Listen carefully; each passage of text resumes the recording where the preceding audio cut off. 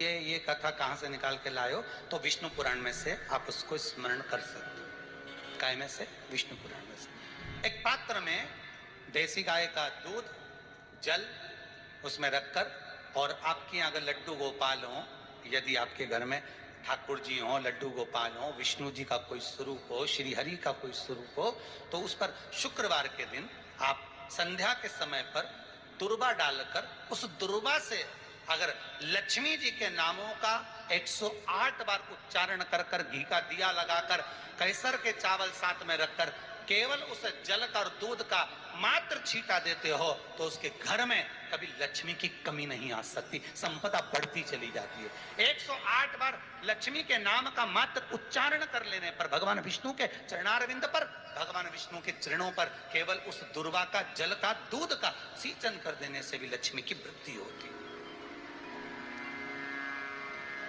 लक्ष्मी देती है, बढ़ती है। वो दुर्वा का एक बहुत सुंदर गुण है महाराज, बहुत सुंदर गुण है दुर्वा का।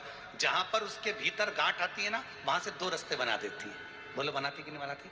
कभी दुर्वा देखी होगी आपने, जहां गांठ आई वहां 2 रास्ते बनाएगी, फिर गांठ आई फिर 2 रास्ते बनाएगी, फिर गांठ आई फिर 2 रास्ते बनाएगी।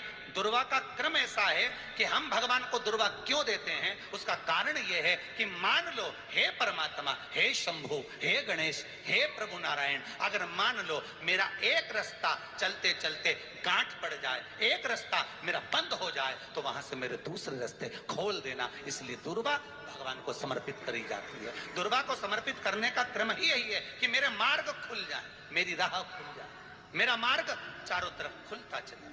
दुर्वा नीचे की ओर चलते चलते मार्ग खोलती चली जाती है।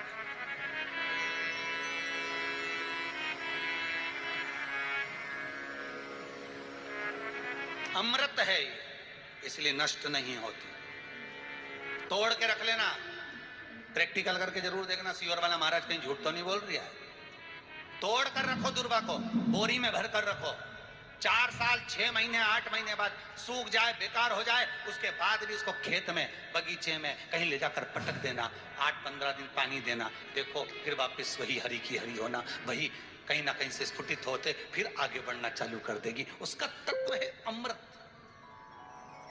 वो अमर है, मरती नहीं, फिर चालू हो जाती। शिव कहते हैं यही अमरता है, यही अमरता है कि दुख आया तो मरने की नहीं सोचना, तकलीफ आई, कष्ट आया, रोग आया, बीमारी आई, थोड़ा सा तकलीफ आ गई, थोड़ी बीमारी आ गई, थोड़ा दुख आ गया, तो ये मत सोचना मैं मरना है, नहीं नहीं नहीं, अभी तो और जीना है। तो किस लिए जीना है? कोई कहेगा इसको कहीं आसक्तियां होंगी, घर की, परिवार की, कुटुंब की, कबीले की, इसलिए जीना चाहती है, इसलिए जीना चाहता नहीं।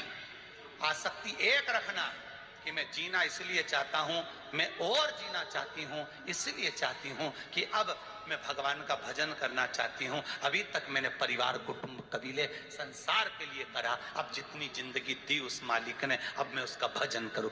दुर्वा भगवान विष्णु को चढ़े, दुर्वा गणेश जी को चढ़े, दुर्वा शिव जी को चढ़े, दुर्वा ब्रह्मा को चढ़े, दुर्वा इंद्र को चढ़े, दुर्वा पितरों को चढ़े। कितना सुंदर कहा है, जिसके घर में पितृदोष प्रबल होता है, बहुत प्रबल पितृदोष है, तो उसके घर के जहां पानी का मटका रखा था, पितृदोष मालूम है ना? पितृदोष का लक्षण क्या होता है? 1 रुपए कमाओ, 1.25 रुपए खर्च हो, समझ लेना पितृदोष है। रात्रि को सो गए तुम, बड़े चक नींद आ गई तुमको, बहुत प्रेम से सो गए, सोने के 1.5 घंटे या 2 घंटे बाद तुम्हारी नींद खुल जाए और कम से कम आधे घंटे तक तुमको भूख लग रही हो, समझ लेना पितृदोष है। सोकर उठने के बाद में जैसे ही 1-2 घंटे की नींद हो गई और अचानक नींद खुल गई और तुम्हें भूख लग रही है,